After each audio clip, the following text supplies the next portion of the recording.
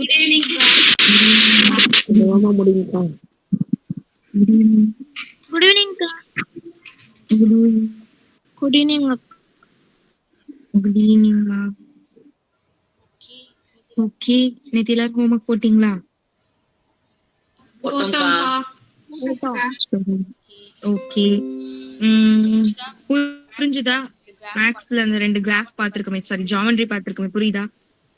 புரியுதுக்கா. புரிஞ்சுச்சுக்கா. புரிஞ்சுதா? திரும்ப யாருக்கும் அந்த சம் எதுவும் சொல்லி தரணுமா?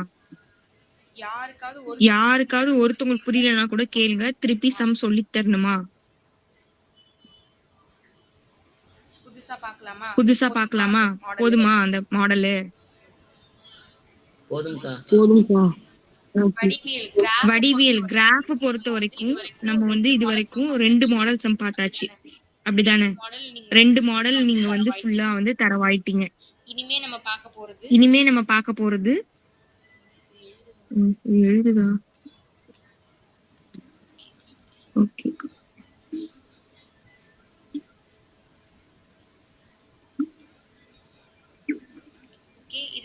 ஓகே, இது வரைக்கும் 2 மாடல் சம் பார்த்திருக்கோம் நம்ம. இனிமே நம்ம பார்க்க போறது வந்து ஒரு தியரம் நான் ஒன்னு சொல்லி கொடுத்துறேன், அதுக்கப்புறமா நீங்க ஒரு கிராஃப் கத்துக்கலாம், சரியா? கிராஃப் இல்ல ஜியோமெட்ரி ஏதோ ஒண்ணு. நான் உங்களுக்கு ஒரு தியரம் ஃபர்ஸ்ட் சொல்லி கொடுத்துறேன், அப்பதான் நீங்க அதை படிக்கிறதுக்கு ஈஸியா இருக்கும். உங்களுக்கு நான் ஏற்கனவே வந்து சொல்லியிருக்கேன், ஒரு 5 தியரம் உங்க புக்ல இருக்கு, அதுல இருந்து கம்பல்சரி ஒரு தியரம் கேட்டுருவாங்க அப்படின்னு நான் சொல்லியிருக்கேன். அதுல ஒரு தியரம், ஃபர்ஸ்ட் தியரம் தான் இன்னைக்கு நம்ம பார்க்க போறோம். ஃபர்ஸ்ட் தமிழ் மீடியம் ஸ்டூடெண்ட்ஸ் கவனிச்சுக்கோங்க, அதுக்கப்புறமா நான் இங்கிலீஷ்ல எக்ஸ்பிளைன் பண்றேன். ஓகேவா? ஒன் வேர்ட்ஸ் எவ்வளவு லெசன்மா முடிச்சிருக்கீங்க? 1 லெசன் முடிச்சவங்களா யாரு? 4 லெசன். இது வரைக்கும் ஹையஸ்ட் 4. 3. ஓகே. 4 தாண்டி யாரு முடிச்சிருக்கீங்களா? பிருந்தா ஃபுல்லா முடிச்சிட்டீங்களா? Super, very good. மொத்தம் எத்தனை क्वेश्चन வந்தது? ஓகே, மொத்தம் எத்தனை क्वेश्चन? 125. ஓகே, 125 क्वेश्चन அப்ப இருக்கு. 125 क्वेश्चंस எல்லாரும் எழுதி ஆகணும். சீக்கிரமா முடிச்சிருங்கம்மா. புதன்கிழமை வெட்னஸ்டேக்குள்ள முடிச்சிருங்க எல்லாரும். சரி, okay. First Tamil medium students கவனிச்சுக்கோங்க. அடிப்படை விகித சம தேற்றம் அல்லது தேல்ஸ் தேற்றம், இதுக்கு 2 பேர் இருக்கு. அடிப்படை விகித சமம் தேற்றம் அப்படின்னு கேட்டாலும் இப்ப நான் சொல்லி கொடுக்க போறதான் எழுதணும். தேல்ஸ் தேற்றம் அப்படின்னு கேட்டாலும் இதுதான் எழுதணும். பிபிடி தியரம் அப்படின்னு கேட்டாலும் இதுதான் எழுதணும். 3 பேரு அடிப்படை விகித சம தேற்றம், தேல்ஸ் தேற்றம், பிபிடி தேற்றம். நான் உங்களுக்கு இந்த புக் PDF வந்து உங்களுக்கு நான் சென்ட் பண்ணிருக்கேன் குரூப்ல. புக் இல்லாதவங்க அதுல பார்த்து படிச்சுக்கோங்க. ஓகே. இங்கிலீஷ்ல இதை என்ன சொல்லுவாங்கன்னா பேசிக் ப்ரொபோர்ஷனாலிட்டி தியரம், தேல்ஸ் தியரம் அப்படின்னு சொல்லுவாங்க. ஓகேவா? ஓகே. ஃபர்ஸ்ட் ஒரு முக்கோணம் நான் வரைஞ்சுக்கிறேன். இந்த டயகிராம் தான், ஓகேவா? ஒரு முக்கோணம். அந்த முக்கோணத்துக்கு பேரு ABC இப்படி இருக்கு. இதுல நான் இப்படி ஸ்கிரீன் மத்தவங்களுக்கு தெரியுதா? மத்தவங்களுக்கு ஸ்கிரீன் தெரியுதாமா? தெரியுதா? உங்களுக்கு தானமா தெரியலன்னு நினைக்கிறேன். ஷேர்ல தான் இருக்கு. இருங்க வேணா ஒரே ஒரு டைம் நான் உங்களுக்காக பாஸ் பண்ணிட்டு பண்றேன்.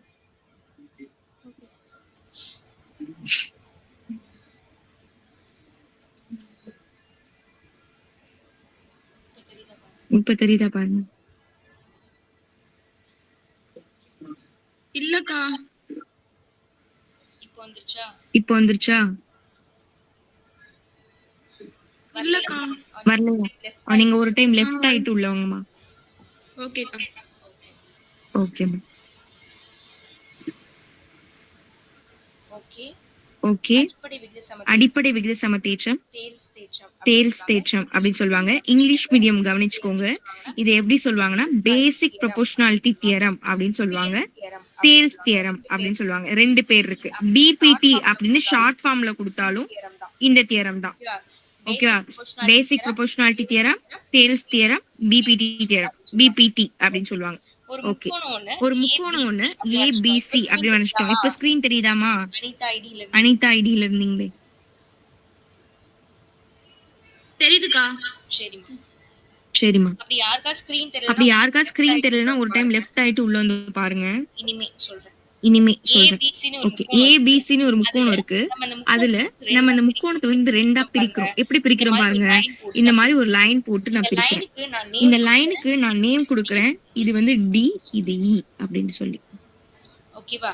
இப்போ இதுக்கு ஆங்கிள்ஸ் கொடுக்குறேன். இது 1, இது ஆங்கிள் 1, இது ஆங்கிள் 2, இதுக்கு ஆங்கிள் 2ன்னு கொடுக்குறேன். இது வந்து காமன், இதுக்கு 3 நான் நேம் கொடுத்துருக்கேன்.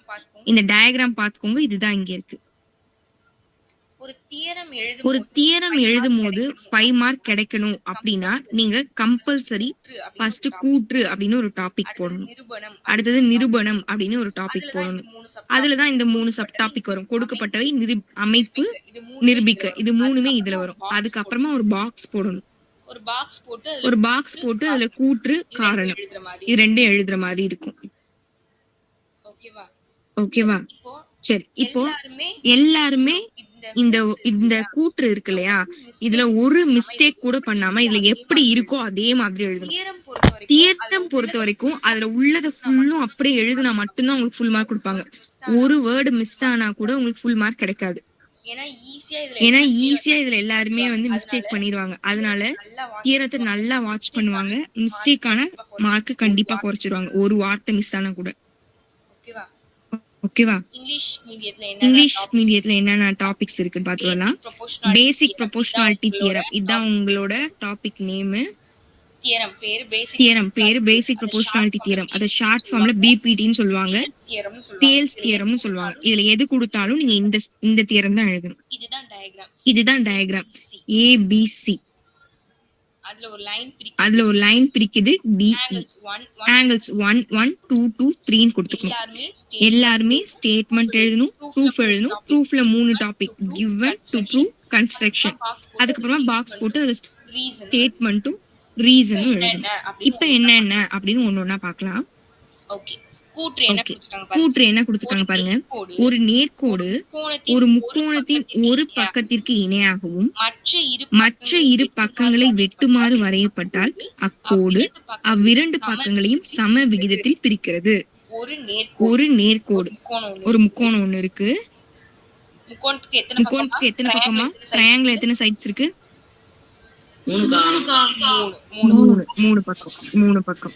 இப்போ இந்த முக்கோணத்தை நான் ரெண்டா பிரிக்க போறேன். எப்படின்னா ஒரு கோடு போட்டு, இப்ப நம்ம போட்ட கோடு இருக்கு இல்லையா, அது இந்த முக்கோணத்துக்குள்ள 3 சைடு இருக்குல்ல, 3 பக்கம். அதுல ஒரு பக்கம் இந்த தேர்ட் இந்த பக்கம். இப்ப நீங்க பேர் கொடுத்தீங்கன்னா ஏபிசின்னு இருக்குன்னு வச்சுக்கோங்களேன். இந்த பிசி லைன் ஒரு பக்கத்துக்கு இணையா இருக்கு. இணைனா பேரலல், இணையா வரைஞ்சிருக்கேன். இணை நம்ம ஜியோமெட்ரி இணைனா எப்படி பார்த்தோம்? இப்படி போனா இதுவும் இப்படி போகும் ஸ்ட்ரைட்டா. இது இந்த மாதிரி போனது அப்படின்னா இதுவும் இதே மாதிரி போகும். அந்த மாதிரி பார்த்தோம் இல்லையா, அதே மாதிரி பேரலா வரைஞ்சிருக்கும், இணையா வரைஞ்சிருக்கும். அப்போ ஒரு முக்கோணத்தோட ஒரு பக்கத்துக்கு இணையா வரைஞ்சிருக்கும். மற்ற 2 பக்கங்கள் இருக்கு இல்லையா, மற்ற 2 பக்கம்னா முக்கோணத்துல 3 பக்கம், ஒரு பக்கத்துக்கு இணையா வரைஞ்சிட்டோம். மற்ற 2 பக்கம் இருக்கு இல்லையா, அந்த மற்ற 2 பக்கத்தையும் வெட்டுற மாதிரி இப்ப வரைஞ்சிருக்கும். எப்படி கட் பண்ணுது இந்த லைன், ஒரு பக்கத்திற்கு இணையாகவும் மற்ற 2 பக்கங்களை வெட்டுமாறு வரையப்பட்டால் மற்ற 2 பக்கத்தையும் இந்த மாதிரி கட் பண்ற மாதிரி வரைஞ்சோம் அப்படின்னா இந்த கோடு, அக்கோடு, அதாவது இந்த லைன் அவ்விரண்டு பக்கங்களையும் சம விகிதத்தில் பிரிக்கின்றன. சேம் ரேஷியோ, சம விகிதத்துல தான் பிரிக்குதான். இப்ப இது 1:2 இருக்குன்னா இந்த சைடும் 1:2 தான் இருக்கும் அப்படின்னு சொல்றாங்க. கரெக்ட் தானே? ஒரு முக்கோணம் ஒண்ணு இருக்கு, parallel straight line. இது எப்படி இருக்கும் அதே மாதிரி இங்க இருந்துனா இங்க 1, இதுல இருந்து இது வரைக்கும் 1 இருக்குன்னு வச்சுக்கோங்களேன். இதுல இருந்து இதுல 3 இருக்குன்னா இந்த பக்கமும் எப்படி இருக்கும்? அதே மாதிரி தான் இருக்கும். 1, 3 அப்படிதான் இருக்கும். சேம் ரேஷியோல தான் இருக்கும் அப்படின்னு நம்மள தான் ப்ரூஃப் பண்ண சொல்றாங்க. ஓகேவா? அதான் நம்ம ப்ரூஃப் பண்ண போறோம். இப்ப ஸ்டேட்மெண்ட் இந்த டயக்ராம் வச்சு நீங்க ஸ்டேட்மெண்ட் அழகா படிக்கலாம். ஒரு நேர்கோடு முக்கோணத்தின் ஒரு பக்கத்திற்கு இணையாகும், ஒரு பக்கத்துக்கு இணையா வரைஞ்சிருக்கும். மற்ற 2 பக்கங்களை வெட்டுமாறு வரையப்பட்டால், மற்ற 2 பக்கம் இருக்கு இல்லையா, அதை வெட்டுமாறு வரையப்பட்டால் அக்கோடு அவ்விரண்டு பக்கங்களையும் சம விகிதத்தில் பிரிக்கிறது. ஸ்டேட்மெண்ட் ஓகேவா? கூற்று ஓகேவா? பாருங்க, தமிழ் மீடியம் ஸ்டூடெண்ட்ஸ்க்கு புரியுதா? பாருங்க. புரியுது. ஓகே ஒரு டைம் ஓகே ஒரு டைம் நீங்களும் படிச்சு பாருங்க. ஓகேவா நீங்களும் படிச்சு பாருங்க. புரியலனா கேட்டுக்கோங்க.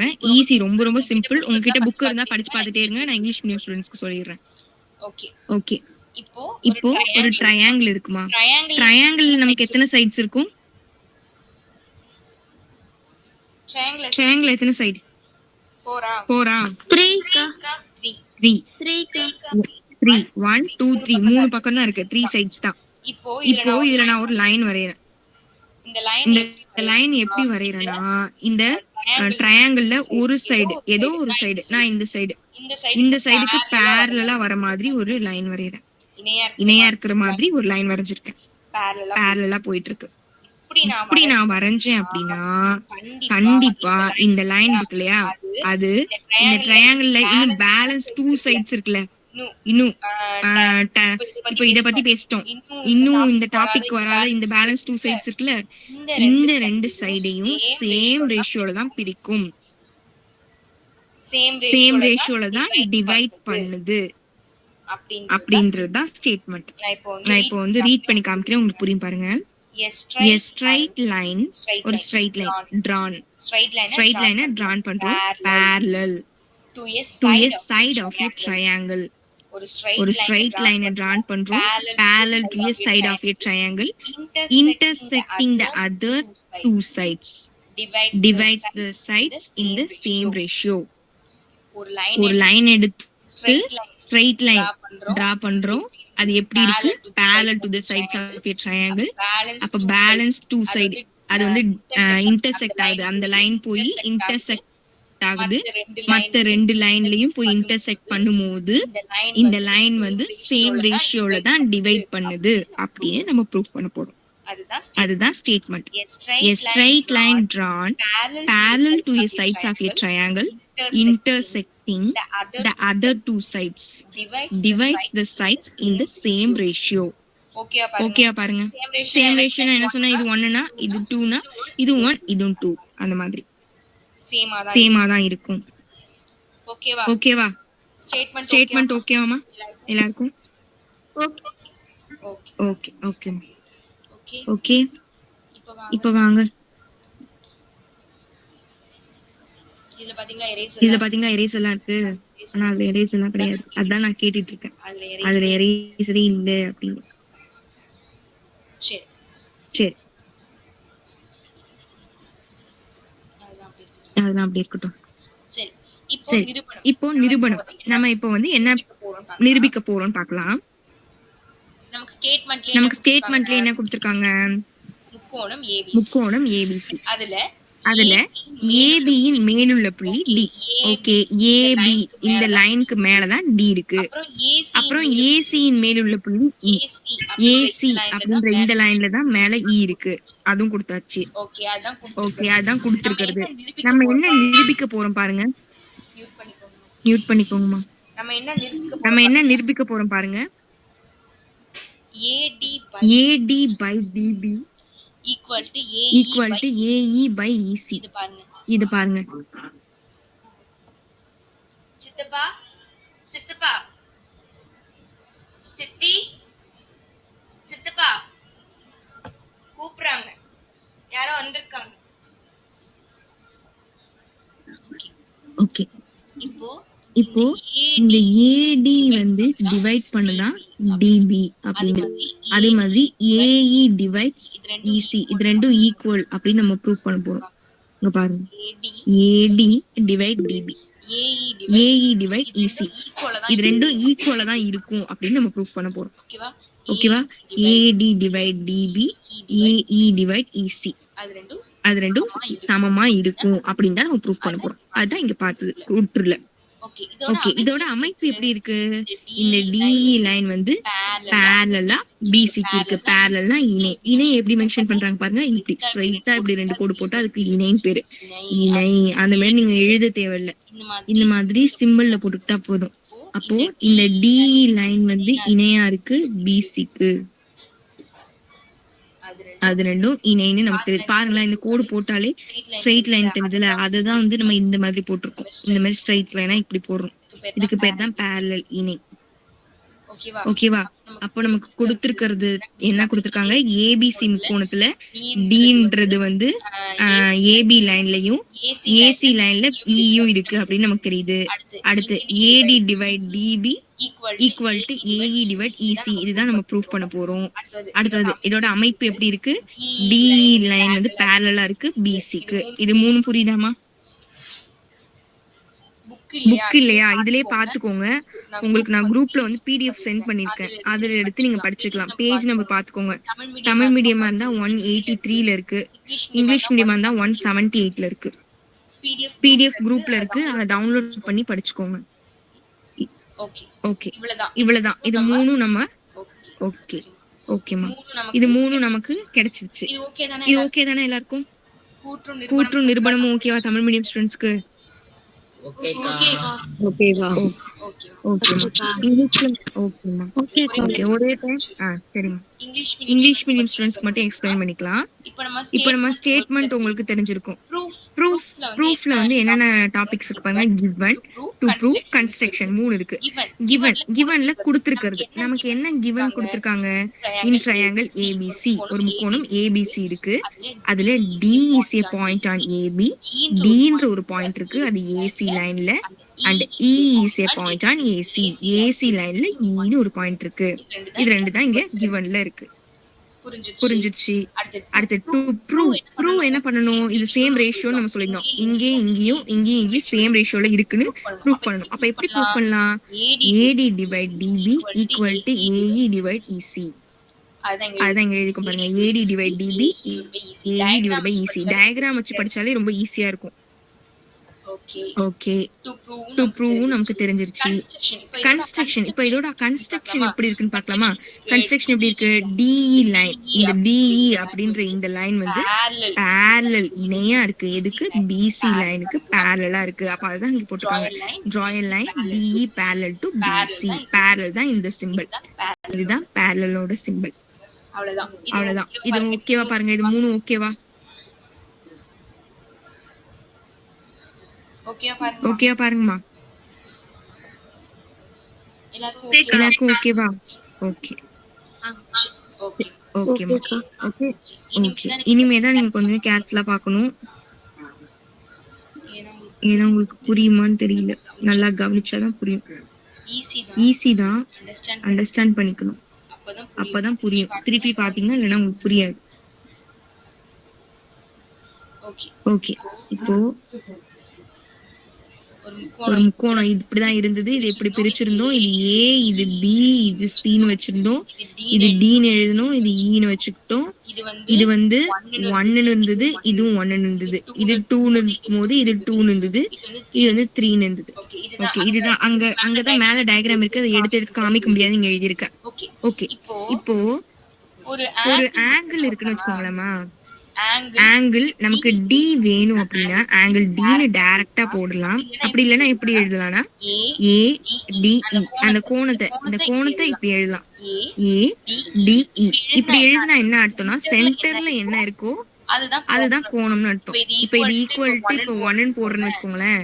இதுக்கு என்ன அர்த்தம்? சென்டர்ல இருக்க டி வந்து 1 ஆங்கிள்னு அர்த்தம். இப்போ ஏபிசி ஆங்கிள் ஈக்குவல் டு 60 டிகிரின்னு வச்சுக்கோங்களேன். இதுல எதுமா 60 டிகிரி? Very good. ஏன்னா சென்டர்ல இருக்கிறது தான் இதோட ஆங்கிள். ஓகேவா? டைரக்டா பின்னு கூட போட்டு 60 டிகிரின்னு போடலாம், இல்ல இப்படியும் போடலாம், ரெண்டும் ஒண்ணுதான். சரியா? ஓகே, இப்ப அதே மாதிரிதான் இங்க எழுதுறோம் பாருங்க. angle ABC equal to angle ADE equal to 1 ன்னு போட்டுருக்காங்க. angle ABC இதுவும் angle ADE யும் equal to 1. ஏன்னா இதுவும் 1 கொடுத்திருக்கோம், இதுவும் 1 கொடுத்திருக்கோம். அதனால ஏன் அது ரெண்டும் 1ன்னு சொல்றோம்? ஏன்னா அது ஒத்த கோணங்கள் சமம். ஒத்த கோணம்னா என்ன? இது எப்படி இருக்கோ அதே மாதிரி தான் இதுவும் இருக்கு. இது என்ன ஆங்கிள் மாதிரி போதோ அதே மாதிரி தான். இப்போ ஒரு ஸ்ட்ரெயிட் லைன் இருக்குன்னு வச்சுக்கோங்களேன். இப்படி நம்ம லைன்ஸ் போட்டோம்னா இதுல ஃபார்ம் ஆகுற எல்லா லைனுமே ஆங்கிளுமே எப்படி இருக்கும்னா சேமா தான் இருக்கும். அதை ஞாபகம் வச்சுக்கோங்க. அது கிராஸா கூட இப்படி கூட போகலாம், ஆனா இந்த ஆங்கிள்ஸ் வந்து எப்பவுமே சேமா தான் இருக்கும். அதுதான் வந்து ஒத்த கோணம்னு சொல்றாங்க. ஒரே மாதிரி இது எப்படி போகுதோ அதே மாதிரி தான் இது போகும், அதே மாதிரி தான் இது போகும். ஒத்த கோணங்கள் சமம். அப்போ இது 1ன்னா இதுவும் 1. அதனால எதனால இது இது parallel பேரலா பிரிச்சிருக்கா, சமமா சமமா போயிட்டு இருக்கா, இதுவும் சமமா போகுது, அத ஒரு கோடு பிரிக்குது. ரெண்டு ரெண்டு parallel பேரலா இருக்கிறதுனால DE DE parallel parallel to BC. DE DE line BCக்கு இணையா இருக்கிறதுனால இது ஒத்த கோணம் சமம். அதனால இதை நம்ம எழுதிக்கலாம். புரியுதா இது? ஒண்ணுமே கிடையாது. ABC equal to ADE. ஏன்னா ஆங்கிள் 1 இதுவும் 1, அதனாலதான் இப்படி போட்டுக்கோம். ரீசன் என்னன்னா அது ஒத்த கோணம் சமம் போட்டுட்டு இதை எழுதிக்கணும். ஏன்னா ரெண்டு பேரலல் இணையா இருக்கு. புரியுதாமா? ஓகேவா? புரியுதுக்கா. சரி, ஓகேக்கா.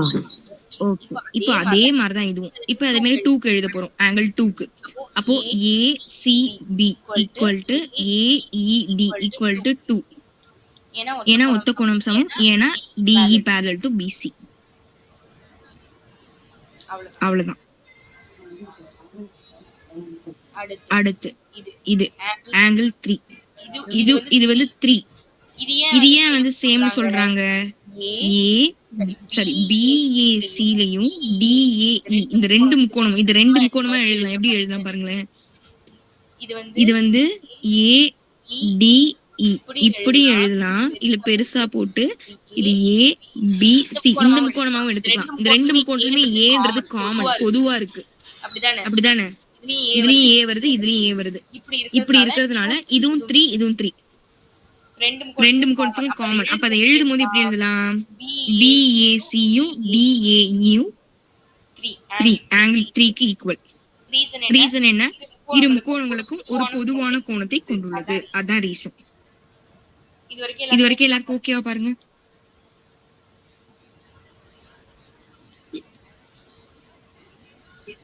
ஓகேவாமா? ரெண்டாவதும் அதேதான். இந்த பக்கம் 1 போட்டோம், அதேதான் இங்க 2 2. ACB-யும் AED-யும் சமம். ஏன்னா கோணம் 2. ஏன்னா இங்கேயும் 2 போட்டுருக்கு, இங்கேயும் 2 போட்டுருக்கு. ரெண்டு கோணம் 2 அதுக்கு ஈக்குவலா இருக்கு. அப்போ ஒத்த கோணங்கள் சமம். ஏனெனில் DE parallel to BC. அவ்வளவுதான். சரி, ஓகே. இப்போ நான் இங்கிலீஷ் மீடியம் ஸ்டூடெண்ட்ஸ் சொல்லிட்டு வந்துடுறேன். தமிழ் மீடியம் ஸ்டூடெண்ட்ஸ்க்கு வேற டவுட் இருக்காமா அதுல எதுவும்? சரி, ஓகே. இப்போ இங்கிலீஷ் மீடியம் ஸ்டூடெண்ட்ஸ் கவனிச்சுக்கோங்க. நான் உங்களுக்கு இங்க டயக்ராம் போட்டு காமிச்சிடுறேன். இது A, இது B, இது C, இது வந்து D, இது E. இது வந்து ரேஷியோஸ். இது வந்து 1 இதுவும் 1, இது 2 இதுவும் 2, இது வந்து 3. இதுல ஆங்கிள் இந்த ABC-யும் ஆங்கிள் ADE ரெண்டும் ஈக்குவல். ஏன்னா இதுலயும் ஆங்கிள் 1 இருக்கு, இதுலயும் ஆங்கிள் 1 இருக்கு. Equal to angle 1. இந்த ஆங்கிளும் இந்த ஆங்கிள் சமம். எதுக்கு? ஆங்கிள் 1க்கு சமம். எல்லாமே ஈக்குவலா இருக்கு. ஆங்கிள் 1ம் ஈக்குவல். இது ரெண்டும் ஈக்குவல் ஏன்னா அது 1 ஆங்கிள் 1 இருக்கு. அதே மாதிரி இது சொல்லுங்க. இது ரெண்டும் ஆங்கிள் 2 இருக்குல, அதுதான் இங்க எழுதிருக்கும். ACB-யும் AED-யும் ஈக்குவல். எதுல? ஆங்கிள் 2ல. இப்போ ரீசன் அதுக்கு என்ன? Corresponding angles R equal because DE parallel to BC. இந்த DE லைனும் BC லைனும் parallel-ஆ இருக்கு. இது கரஸ்பாண்டிங் ஆங்கிள்ஸ். கரஸ்பாண்டிங் ஆங்கிள்ஸ்னா ஒரு லைன் இருக்கு அப்படின்னா இது ஸ்ட்ரைட்டா போயிட்டு இருக்கு. இந்த லைன்ஸ் எல்லாமே ஒரே மாதிரி இருக்கும். இது எப்படி இருக்கோ அப்படிதான் இது இருக்கும். இது எப்படி இருக்கோ அப்படிதான் இருக்கும். சேமா இருக்கும். அதுதான் வந்து கரஸ்பாண்டிங் ஆங்கிள்ஸ். அதெல்லாம் எப்படி இருக்கும்? ஈக்குவலா தான் இருக்கும். அதான் ரீசன். இது ரெண்டும் புரியுதா பாருங்க இங்கிலீஷ் மீடியம் ஸ்டூடெண்ட்ஸ்க்கு.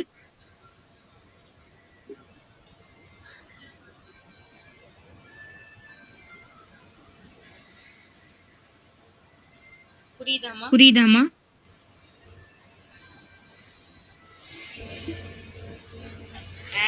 ஆங்கிள் இந்த ஆங்கிளும் ஈக்குவல்மா. அதுதான் சென்டர்ல B-னும் சென்டர்ல D-னும் வச்சு போட்டிருக்கோம். ADE ABC அதுதான் அது. ஆங்கிள் 1க்கு equal. Corresponding angles R equal because DE parallel to BC. அதே மாதிரி தான் இது. ACB equal to AED equal to angle 2. Corresponding angles are equal because DE parallel to BC. இப்ப தேர்ட் பாருங்க. முக்கோணத்துல இந்த பக்கம் எல்லாத்துக்கும் ரெண்டு முக்கோணத்துக்கும் காமனா இருக்கு. BAC-க்கும் DAE-க்கும் சேம் ஆங்கிள் 3ல சமம். Both triangles have a common angle. அவ்வளவுதான். அவ்வளவுதான். ஓகேவா? ஓகேவா? புரியுதாமா? புரியுதாமா? ஏதாவது ஏதாவது நீங்க பேசினாங்கன்னு எனக்கு தெரியும். ஓகே. இங்கிலீஷ் மீடியம் ஸ்டூடெண்ட்ஸ் எத்தனை பேர் இருக்கீங்க? ரித்திஷ்கா ஒண்ணு, அப்புறம் வேற யார் இருக்கீங்க? கனிஷ்கா. தேஜாஸ்ரீ இருக்கீங்களா? அக்கா நான் தமிழ் மீடியம்க்கா. ஓகே. வேற யாராவது இங்கிலீஷ் மீடியம் இருக்கீங்களா? சரி, நான் ஹோம்ஒர்க்ல கரெக்ஷன் சொன்னேன், நீ பாத்தீங்களா எல்லாரும்? என்ன மிஸ்டேக் பண்றீங்கன்னு புரியுதா? இப்ப பி போடுறீங்க, கியூ போடுறீங்க, ஆர் போடுறீங்க அப்படின்னா கியூ கேபிட்டல் பி டேஷ் போடணும், கியூ டேஷும் போடணும். அது மறந்துடுறீங்க. அதுக்கப்புறமா சில பேர் என்ன பண்றீங்க, அந்த முக்கோணத்துல இப்படி வரையும் போது இது கூட ஜாயின் ஆகுதுன்னா இப்போ வரைகிறது இப்படிதான் வரணும் உங்களுக்கு. அதாவது இப்போ இங்க இருக்குன்னா உங்களுக்கு நீங்க எப்படி வரைறீங்களோ அது கரெக்டா முக்கோணமா ஜாயின் ஆகணும். ஒண்ணு இங்க போகுது, ஒண்ணு இப்படி போகுது. ஏதோ நீங்க வரைறதுல ஏதோ மிஸ்டேக்கா, இந்த லைன் போய் இங்க, இந்த லைன்ல போய் இங்க வேஸ்டா தொட்டுட்டு இருக்கு. அது ஏன் போகுதுன்னு எனக்கு தெரியல. அந்த மாதிரி ராங்கா போடுறீங்க. திருப்பி கரெக்ட் பண்ணிட்டீங்க. அது யாருன்னு எனக்கு தெரியல. நீங்க பார்த்து கரெக்டா மாத்திக்கோங்க, தப்பா போடாதீங்க. மற்றபடி எல்லாம் கரெக்ட் தான். அப்புறம் இணையா வரையணும்னு சொன்னேன் இல்லையா? இப்போ இப்படி ஒரு முக்கோணம் இருக்குன்னா இந்த லைன் பேரலா தான் இருக்கணும். இப்ப நான் போட்டிருக்கிறது தப்பு, ஏன்னா இது பெரிய ஜாஸ்தியா இருக்கு, இது குட்டியா இருக்கு. அப்போ நீங்க கரெக்டா நீங்க போட்டுக்கோங்க. முக்கோணம் இருக்குன்னா ரெண்டும் சமமா தான், அதாவது இணையா தான் போகணும். அங்க எவ்வளோ டிஸ்டன்ஸ் வருதோ அதே டிஸ்டன்ஸ் தான் இங்கேயும் வரணும், மாறக்கூடாது. இணையா பார்த்து போட்டுக்கோங்க. சரி, ஓகே. இங்க வந்துடலாம். ஓகேம்மா, இது வரைக்கும் 3 வரைக்கும் நம்ம பார்த்து முடிச்சிட்டோம். இப்போ இது பார்க்கலாம். உங்களுக்கு 4th சாப்டர் படிக்கும் போது நான் சொல்லித்தரேன். வடிவத்து முக்கோணம் அன்னைக்கு பார்த்தோம்ல, ஒரு கை வரைஞ்சி அது மேல நான் ஒரு குட்டி கை வரைஞ்சு காமிச்சனே, வச்சு ஃபர்ஸ்ட் டேவோ செகண்ட் டேவோ சொல்லி கொடுத்த ஞாபகம் இருக்கு. அது பேரு வடிவத்து, சிமிலர்னு சொல்லுவாங்க. அந்த சிமிலர் அப்படின்னு ப்ரூஃப் பண்றதுக்கே நிறைய ப்ராப்பர்ட்டி இருக்கு. 2 முக்கோணம் இருக்கும், 2 முக்கோணம் வடிவத்தவையா அப்படின்னு நம்ம கிட்ட கேட்பாங்க. சிமிலரா அப்படின்னு கேட்பாங்க. அதுக்கு சில ப்ராப்பர்ட்டி இருக்கு, ரூல்ஸ் இருக்கு. அதாவது எஸ்எஸ்எஸ்னு ஒண்ணு, எஸ்ஏஎஸ்னு ஒண்ணு, ஏஏஎஸ்னு ஒண்ணு, ஆங்கிள் இல்ல ஏஏஏ இப்படி இருக்கும். அதாவது சைடு பக்கம் ஏன ஆங்கிள் கோணம் பக்கம், கோணம் பக்கம், கோணம். இது 4த்துல ஏதாவது ப்ரூவ் ஆனது அப்படின்னா அத வடிவத்துவன்னு சொல்றாங்க. இது என்னன்னா சைடு. இப்போ இந்த பக்கமும் ஒரே மாதிரி இருந்தா ஒரு சைடும் சமமா இருக்கு, இந்த சைடும் சமமா இருக்கு, ஒரே மாதிரி இருக்கு அப்படின்னா இது S2, இது S2ன்னு வச்சுக்கோங்களேன். இது 2 சமமா இருக்குன்னா உங்களுக்கு ரூல்ஸ்ல எடுத்துக்குவாங்க. அது நான் இப்போ உங்களுக்கு சொன்னா புரியாது, நீங்க சம் போடும்போது புரியும். இப்போதைக்கு என்ன நீங்க ஞாபகம் வச்சுக்கிறீங்கன்னா, 2 முக்கோணத்தை ஒப்பிட்டு பார்க்கும்போது அதுல 2 பக்கங்கள் சமமா இருந்தாலோ, இல்ல 3 பக்கம் சமமா இருந்தாலோ, இல்ல 2 கோணம் சமமா இருந்தாலோ, இல்ல 3 கோணம் சமமா இருந்தாலோ அத வடிவொத்தவை அப்படின்னு சொல்லுவாங்க. இத மட்டும் சும்மா இப்போதைக்கு ஞாபகம் வச்சுக்கோங்க. ஓகேவா? அது ஞாபகம் வச்சுக்கோங்க. இப்போ நம்ம 2 முக்கோணத்தை கம்பேர் பண்ணி பார்த்தோம்ல, ஏடிஇன்னு ஒரு குட்டி முக்கோணம், ஏபிசி, இந்த 2 முக்கோணத்தை கம்பேர் பண்ணி பார்த்தப்போ ஆங்கிள் 1, ஆங்கிள் 2, ஆங்கிள் 3 மூணுமே சமமா இருக்கு. அப்போ ஏஏஏ ட்ரிபிள் ஏ விதிமுறையின்படி சிமிலர் வடிவத்தவினா இந்த சிம்பிள் போடுவாங்க. முக்கோணம் ஏபிசியும் முக்கோணம் ஏடிஇ, ஏபிசியும் ஏடிஇயும் சிமிலர் வடிவத்தவை அப்படின்னு நம்ம எடுத்துக்கலாம்.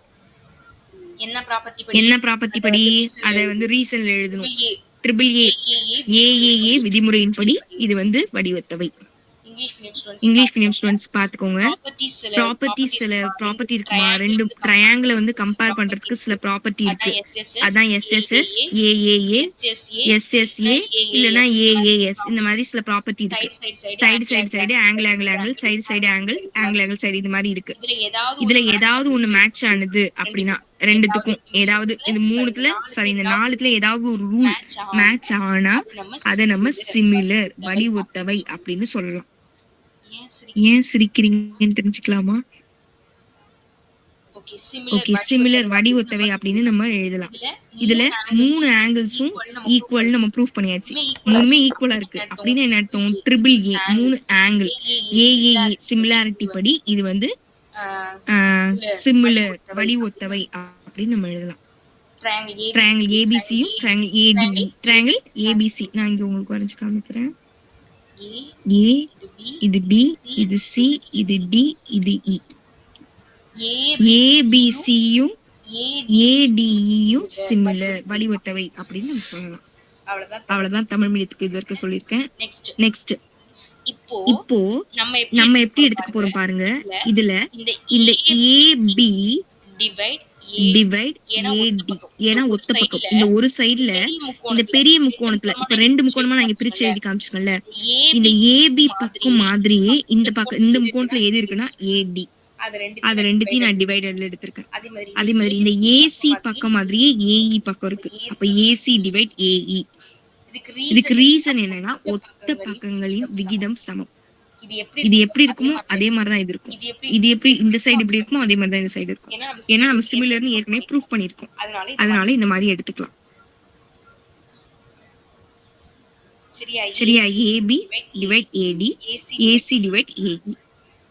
ஓகே இப்போ என்ன பண்ண போறோம் பாருங்க. இது புக்ல இருக்கு இந்த ஸ்டெப் இருக்கும். அடுத்த ஸ்டெப் தான் இருக்காது. ஏபின்னு இருக்கு இல்லையா? இந்த ஏல இருந்து பிக்கு போகணும்னு வச்சுக்கோங்க. இப்போ இப்போ நீங்க வந்து இப்போ உங்களுக்கு தெரிஞ்ச ஊர் எதுன்னு எனக்கு தெரியல. நான் சும்மா எனக்கு தெரிஞ்ச ஒரு ஊர் சொல்றேன். இப்போ நாகப்பட்டினம்னு அங்க ஊர் இருக்கு. அங்க இருந்து திருவாரூர் நாங்க போகணும்னு வச்சுக்கோங்களேன். இடையில கீழ்வெள்ளூர்னு ஒரு ஸ்டாப்பிங் இருக்கு. அதுதான் எங்க ஊரு. இப்போ நான் நாகப்பட்டினம்ல இருந்து திருவாரூர் போகணும் அப்படின்னா நாகப்பட்டினம் இருந்து கீழ்வெள்ளூர் போகணும். கீழ்வெள்ளூர்ல இருந்து தான் திருவாரூர் போகணும். அதை நான் எப்படி சொல்லுவேன்? என்னோட டார்கெட் வந்து திருவாரூர் போகணுன்றது தான். அதை நான் கீழ்வெள்ளூர் போய் தான் திருவாரூர் போகணும்னு சொல்ல மாட்டேன். எங்க போறீங்கன்னு கேட்டா யாராவது ரிலேட்டிவ் எல்லாம் கேக்குறாங்கன்னா நான் திருவாரூர் போறேன்னு தான் சொல்லுவேன். நான் கீழ்வெள்ளூர் போயிட்டு திருவாரூர் போறேன் அப்படின்னு சொல்ல மாட்டேன். அப்போ உங்களுக்கு ஆனா இடையில தான் என்ன இருக்கு? கீழ்வெள்ளூர்னு ஒரு ஸ்டாப்பிங் இருக்கு.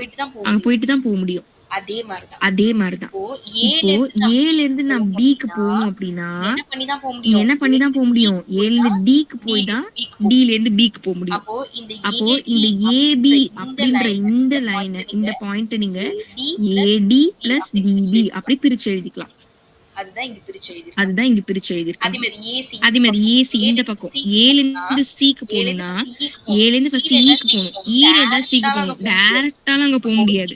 அப்போ ஏல இருந்து இ பிளஸ் ஈல இருந்து சி அதான் நான் இங்க எழுதிருக்கேன். இது புரியுதா எல்லாருக்கும்? ஓகே. கீழே உள்ள ரெண்டு டேமும் அப்படியேதான் இருக்கு. இப்போ நான் என்ன பண்றேன் பாருங்க. இங்க ரீசன் என்ன? டி மற்றும் இஐ பயன்படுத்தி ஏபி மற்றும் ஏசியை பிரிச்சு எழுதிருக்காங்க அப்படின்னு போட்டிருக்காங்க. அதை அப்படியே ஸ்பிளிட் பண்ணி நம்ம எழுதிருக்கோம். ஓகே. இப்போ இதுக்கு அடுத்த ஸ்டெப் உங்களுக்கு தெரியும்னு நினைக்கிறேன். ஒரு ஸ்டெப் நான் இப்போ உங்களுக்கு போட்டு காட்டுறேன். டான்ஸ் ஸ்டெப் இல்ல, ஒரு மேக்ஸ் ஸ்டெப்.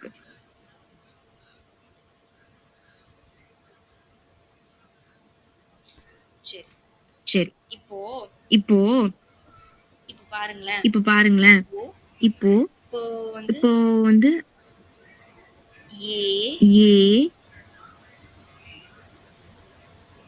A by 2 இருக்கு வச்சுக்கோங்களேன். இந்த 2 யாருக்கு சொந்தம்னா ஏக்கு சொந்தம். அதுவே A கூட ஒரு 1 ஆட் ஆயிருக்கு வச்சுக்கோங்களேன். இப்போ இந்த 2 யாருக்கு சொந்தம்? A plus 1 divided by 2 இருக்குன்னா இந்த 2 யாருக்குமா சொந்தம்? ஏக்கா 1க்கா? 1க்கு தான் சொந்தமா? ஓகே 1க்கு தான் சொந்தம். வேற யாராவது சொந்தம் கொண்டாடுறாங்களா? யாராவது ஏதாவது சொல்றீங்களா?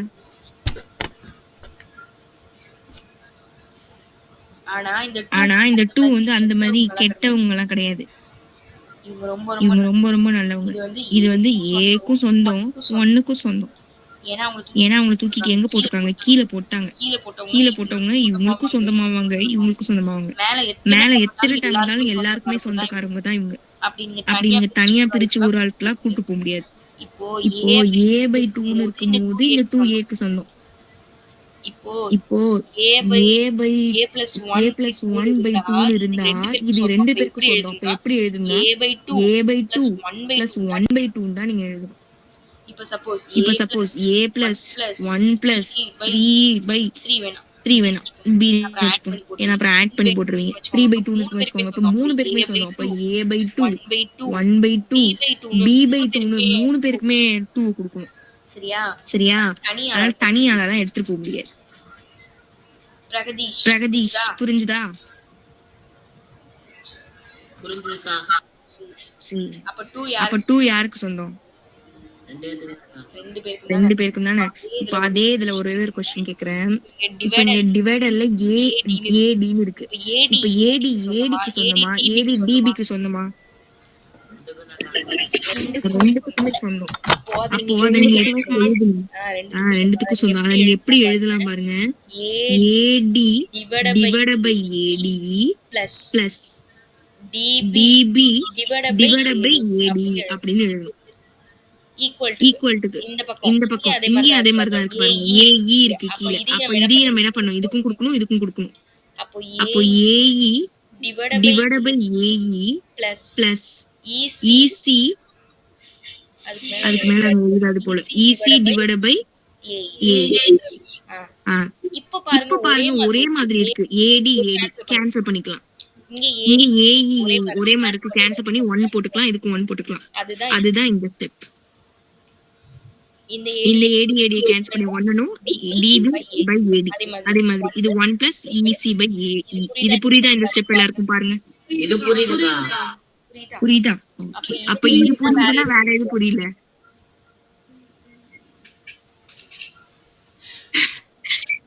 இது ஒரு நல்ல கேள்வி. ஏங்கா? ஓகே எல்லாம் புரியுதா? அடுத்து இந்த 1யும் 1 நான் கேன்சல் பண்றேன். எப்படி? இந்த 1 ஆப்போசிட் சைடு கூட -1 போகும். 1 minus 1 எவ்வளவு? 0. அதனால தேவையில்லாத 1. அப்ப இந்த 1 இந்த 1 இப்படியே நம்ம கேன்சல் பண்ணிக்கலாம்.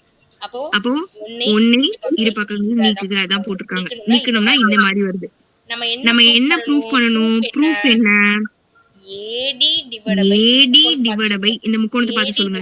AD divided by DB AE divided by EC இதுதான் நம்ம ப்ரூஃப் பண்ணணும். ஆனா இங்க அப்படியே தலைகீழ இருக்கு. இது அப்படியே தலைகீழ தூக்கி போடுங்க.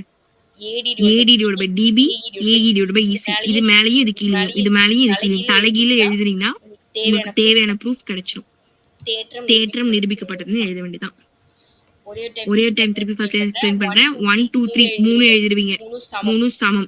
அப்போ இது சிமிலர் ப்ராப்பர்ட்டி படி எல்லாமே ஈக்குவல். நான் அழைச்சிருவா எல்லாத்தையும் உங்களுக்கு புரியறதுக்கு.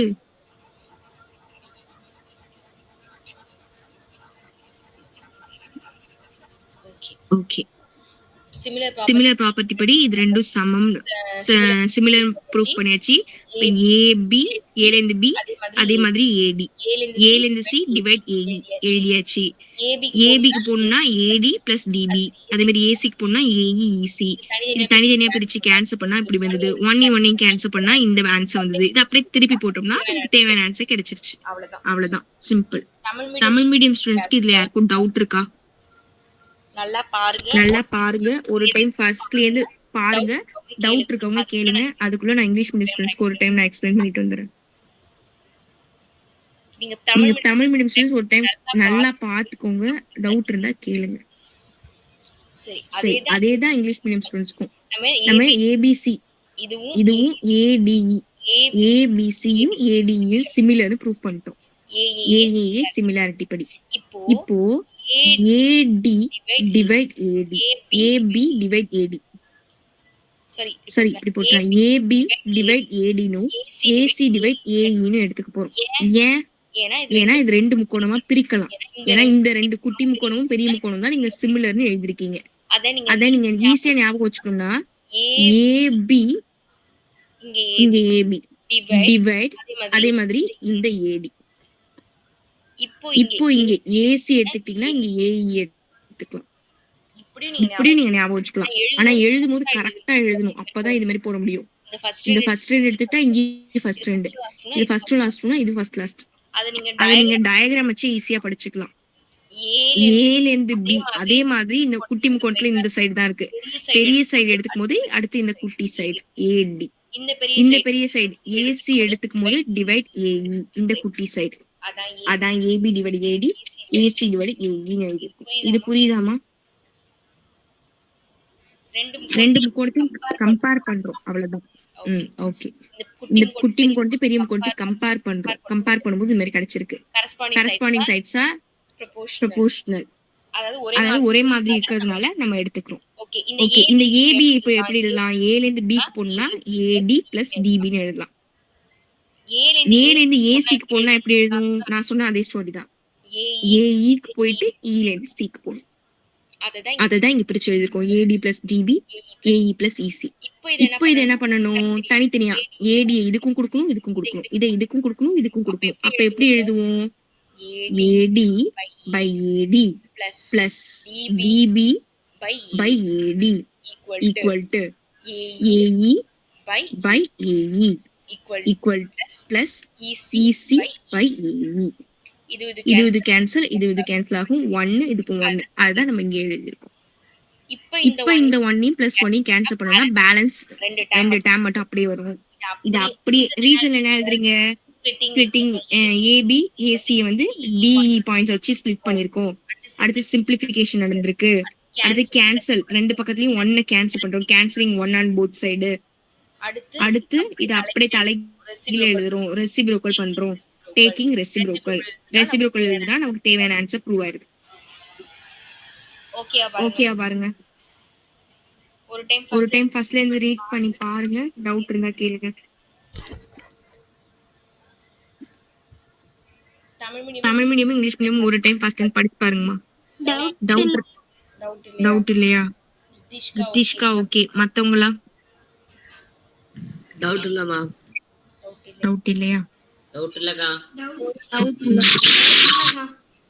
அப்போ இத இன்னைக்கு படிச்சிடலாமா?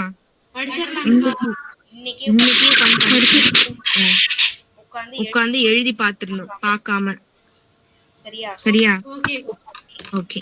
நாளைக்கு உங்க எல்லாருக்கும் நாளைக்கு என்ன கிழமை?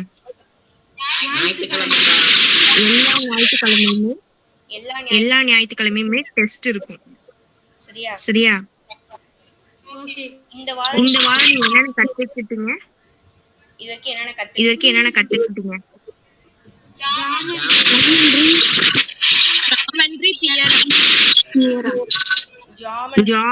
ஜாமெண்ட்ரில எத்தனை டைப்? 2 ஜாமெண்ட்ரில 2 டைப். தியரம்.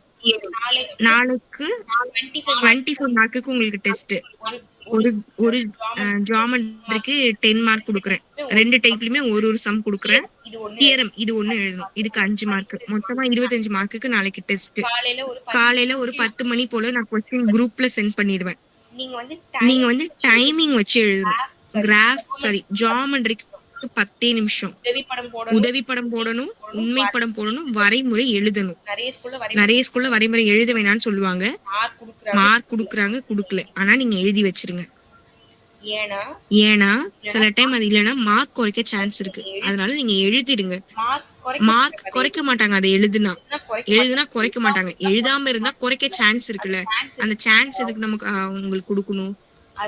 அதனால ஃபுல்லும் நீங்க எழுதிருங்க.